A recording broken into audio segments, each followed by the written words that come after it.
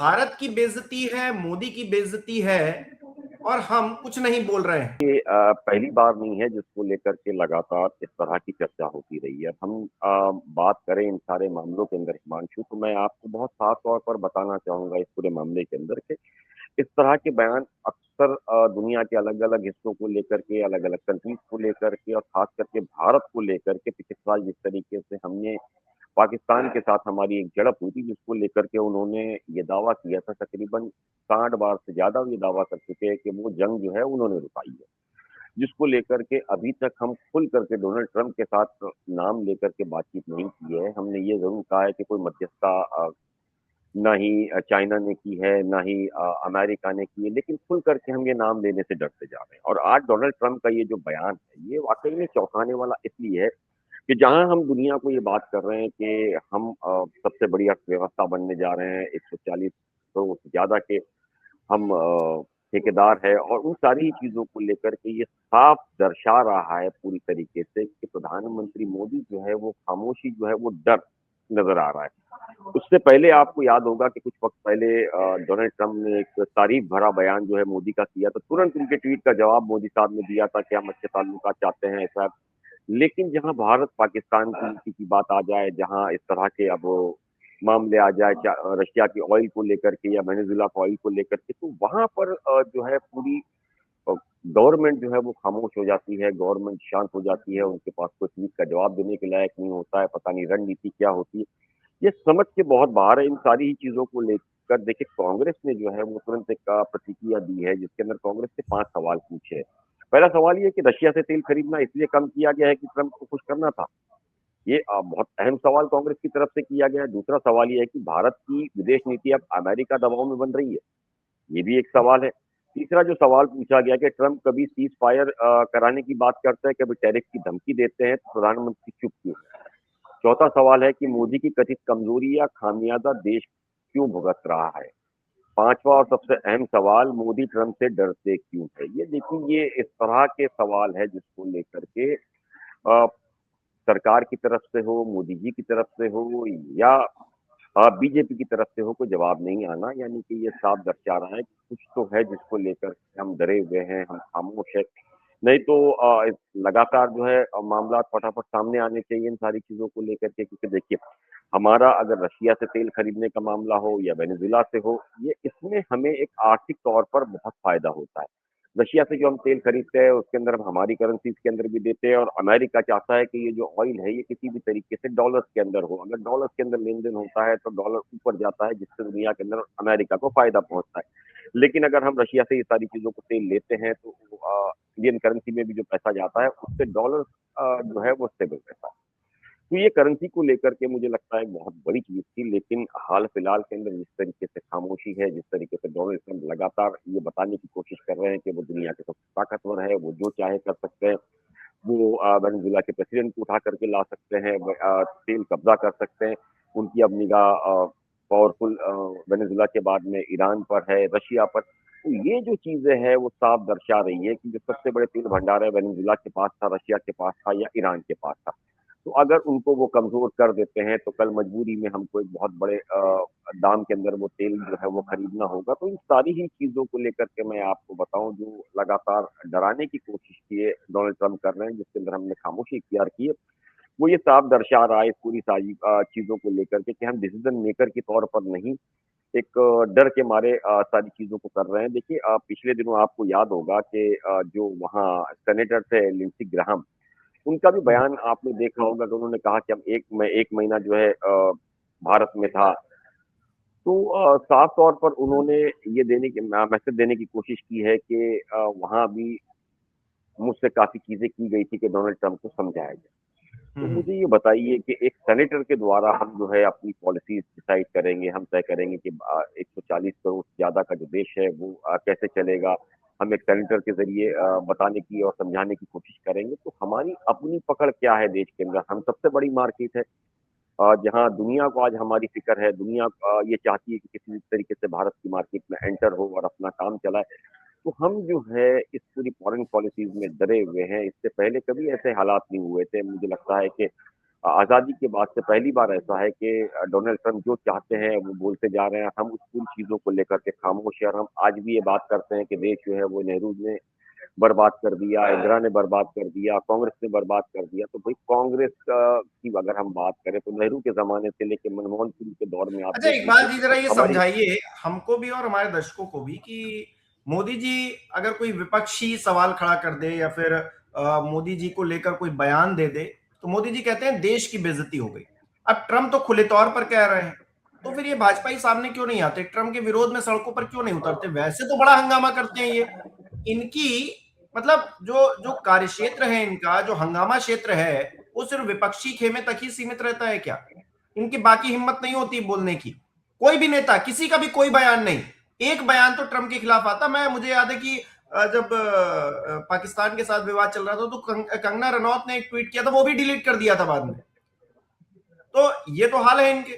मतलब ये कांग्रेस के खिलाफ तो बोल लेंगे, विपक्ष के खिलाफ तो बोल लेंगे, लेकिन जहां इनको बोलना चाहिए वहां ये बोल नहीं पाएंगे। सिट्टी पिट्टी गुल है इनकी। लेकिन इकबाल जी। मैंने पहले भी कहा ना कि जब एक बार मोदी जी की तारीफ हुई थी तो उन्होंने तुरंत ट्वीट का जवाब दिया। लेकिन आप पाकिस्तान भारत के झड़पों के मामलों में देख लीजिए, आज जिस तरीके से रशिया से हम तेल खरीद रहे हैं वो मामले के अंदर सारी ही जगह खामोशी है। उसकी वजह है कि अब तक जो हमने देखा है वो पर्सनल हमने कहा है कि हमारे बहुत अच्छे ताल्लुकात है, मोदी जी के बहुत अच्छे ताल्लुकात है। तो मोदी जी के ताल्लुकात से देश नहीं चलता है। देश को चलाने के लिए जिस तरीके से अमेरिका अपनी सारी पॉलिसीज को चेंज करता है, उसके लिए जो देश है वो फर्स्ट है। उसके अंदर किसके रिश्ते बिगड़ते हैं, किसके ऊपर दबाव बनाना है, क्या चीजें करनी है, उसको लेकर के वो काम कर रहा है। देखिए, रशियन ऑयल का मुद्दा सिर्फ विदेश नीति का मुद्दा नहीं था। मैं आपको सीधा बता दूं कि ये आर्थिक मुद्दा था। रशिया से जो सस्ता तेल हम पिछले कई वर्षों से खरीद रहे थे, उससे इन्फ्लेशन को काबू में रखा गया था। ट्रेड डेफिसिट की अगर हम बात करें वो कम किया गया था और रुपयों में भुगतान करके जो डॉलर पर सीधा निर्भरता घटाई थी हमने। अगर ये प्रक्रिया रुकती है भी हाल फिलहाल के अंदर, तो ये सीधा आम जनता और पे इसका असर गिरेगा। उसकी वजह है कि पेट्रोल और डीजल की जो कीमत है वो बढ़ेगी। और दूसरा जो ट्रंप का दबाव है सिर्फ रसिया तक सीमित नहीं है। वेनेजुला का उदाहरण बहुत सामने है हिमांशु जी। मैं आपको बता दूं, जहां अमेरिका सत्ता परिवर्तन करके तेल और संसाधनों को लेकर के अब ये आक्रमण अपना करके ये बताना चाहता है कि वेनेजुला की जो सरकार है उस पे अब वो कब्जा जमाएगी, वो डिसाइड करेगी कि ऑयल कितना निकलेगा। जहां पहले 30 बैरल निकाला करते थे रोजाना, 30 मिलियन बैरल, वो कम करके 5, 7 और 8 तक आ गया था। अब अगर वो 30 से ज्यादा बढ़ाते हैं तो जाहिर सी बात है कि बहुत बड़ी ताकत, बहुत बड़ा पैसा उनके पास आएगा और वो उनकी शर्तों पर इस सारी चीजों के अंदर काम कर सकेंगे। तो इन्हीं चीजों को लेकर के लगातार वो अब ये कोशिश कर रहे हैं कि किसी तरीके से उनकी दादागिरी जो है वो चलती रहे। तो अब आप देखिए कि आने वाले दिनों के अंदर अब अगर रशिया से हम चीजों को लेकर के हटते हैं, वेनेजुला से हम तेल नहीं खरीदते, तो क्या मजबूरी में हम अमेरिका से तेल खरीदेंगे या उसके सहयोगी से खरीदेंगे? यानी इसका सीधा असर जो है इकोनॉमी और फिस्कल प्लानिंग पर होगा, जो हमारे लिए बहुत खतरा होगा। भले ही हम आज दोस्ती की बात कर रहे हैं, लेकिन दोस्ती की हम बात कर रहे हैं हम आए दिन। अब की बार डोनाल्ड ट्रंप सरकार, तो इस बार जो है वही डोनाल्ड ट्रंप जो है हमारे लिए मुसीबत बनते जा रहे हैं। हम उसका खामोश है उन सारी चीजों को लेकर के। तो ये सारी चीजें बता रही है कि अच्छा, हमारी इकबाल जी, खुद से नाकामी जयशंकर है। जयशंकर जयशंकर जी कुछ वक्त पहले बड़ी तैश में, बड़ी सधे हुए अंदाज में ये कहा करते थे कि दुनिया को ये संदेश दिया करते थे कि आप जो है फायदे का सौदा करते हैं और हमको कहते हैं कि मत करिए। मतलब रशियन ऑयल को लेकर या फिर जो हम परचेजिंग करते हैं अपने अपने पैसे बचाने के लिए, जाहिर तौर पर हर कंट्री चाहती है कि हम प्रॉफिट में रहें, तो उसको लेकर संदेश दिया करते थे। लेकिन ना वो संदेश है, ना वो मतलब एक धमक वाली आवाज है। ट्रम्प आ रहे हैं, कह रहे हैं, चले जा रहे हैं, किसी को कोई फर्क ही नहीं पड़ रहा है क्या? कैसे देखिए, संभव हो पा रहा आपने जैसे जयशंकर जी की बात की, वो सुलझे हुए आईएएस थे। मुझे लगता है कि वो बहुत कुछ कर सकते हैं, लेकिन मेरा ऐसा मानना है कि वो कोई भी कदम बगैर प्रधानमंत्री को पूछे हुए नहीं उठा सकते हैं। वो उनकी एक मजबूरी भी है। है? सर, ये भी ऑपोजिशन मास्टर देखिए स्ट्रोक है ऐसे क्या? मतलब नहीं, नहीं, डिप्लोमेसी ये में ये बिल्कुल मास्टर मास्टर स्ट्रोक है क्या नहीं, चुप नहीं, रहना? नहीं, मुझे लगता है कि डिप्लोमेसी या फॉरेन पॉलिसीज के अंदर हमने पिछले कुछ सालों के अंदर बहुत मार खाई है, जिसको लेकर के हम देख सकते हैं कि जो हालात हमारे बिगड़े हैं, जो हमारे पड़ोसी मुल्कों से हो या जिस तरीके से चीजें चल रही है, तो उसका साफ सीधा संकेत यही है कि हमारी फॉरेन पॉलिसीज के अंदर हम कहीं मात खा चुके हैं। देखिए आज हम जिस तरीके से ये कहते हैं कि हम दुनिया जो है वो मल्टीपोलर होती जा रही है और इंडिया खुद एक इंडिपेंडेंट ग्लोबल पावर बनता जा रहा है अपने आप को जिस तरीके से वो पेश कर रहे हैं। लेकिन ट्रम्प का ये जो बयान आ रहा है ये साफ कर रहा है कि इसके अंदर जो चीजें हम बता रहे हैं वैसा कुछ भी नहीं है। ये मामला सिर्फ ट्रम्प जी और मोदी की दोस्ती का नहीं है। सवाल भारत की फॉरेन पॉलिसीज को भी डिसाइड करेगा। फिर अगर एनर्जी और सिक्योरिटी सिस्टम की हम बात करें उसको भी वो डिसाइड करेगा। ग्लोबल स्टैंडिंग्स हमारी क्या है वो डिसाइड करेगा। तो ये जिन सारी चीजों को लेकर के हम बात कर रहे हैं उनके अंदर सबसे बड़ा मामला ये है कि हम इस पूरे मामले के अंदर डोनाल्ड ट्रम्प के इस बयान को किस तरह देखते हैं, उसका क्या जवाब देते हैं। तो ये एक दिशा और निर्देश तय करेगा इस पूरे मामले के अंदर हिमांशु।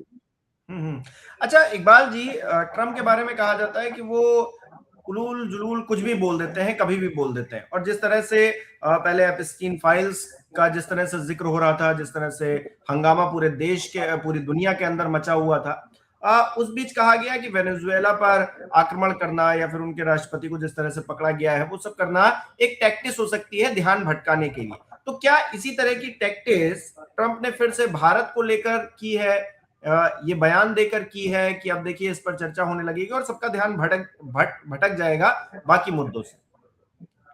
देखिए कुछ दिन पहले एक इंटरव्यू आया था, आपने पता नहीं वेनेजुएला के प्रेसिडेंट का देखा था कि नहीं देखा था। उनसे जब बातचीत की गई एक रिपोर्टर ने तो उन्होंने कहा कि मेरी प्रेसिडेंट ट्रम्प के साथ बातचीत हुई थी, तकरीबन 10 मिनट बातचीत हुई थी। और जब उनका फोन आया तो उन्होंने कहा मैं व्हाइट हाउस से बात कर रहा हूँ। तो हमने यहाँ से सारी बातचीत करनी शुरू की। 10 मिनट बातचीत जो है बहुत खुशगवार माहौल के अंदर हुई, बहुत अच्छी तरीके से हुई, वो बहुत तारीफ करते। और अचानक बातचीत के बाद में जो है माहौल पूरा बदलना शुरू हो गया।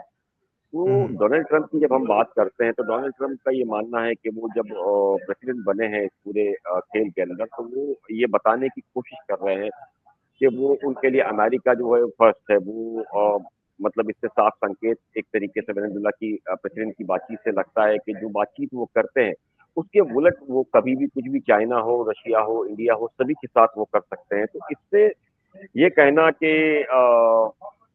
वो बहुत अच्छी बात करते हैं, वो कभी भी आप देखिए उनको खुद को पता नहीं होता है कि वो क्या बात कर रहे हैं, कितनी बात कर रहे हैं। इन सारी ही चीज़ों को लेकर के डोनाल्ड ट्रंप की एक रेपुटेशन पर कई सवाल कई बार खड़े होते रहे हैं। तो मुझे ऐसा लगता है कि हम जितना ये मान रहे हैं कि हमारे अपने पर्सनल ताल्लुकात है, देश को लेकर के पर्सनल ताल्लुकात नहीं होता है, देश पहला होता है, पर्सनल ताल्लुकात बाद में होते हैं।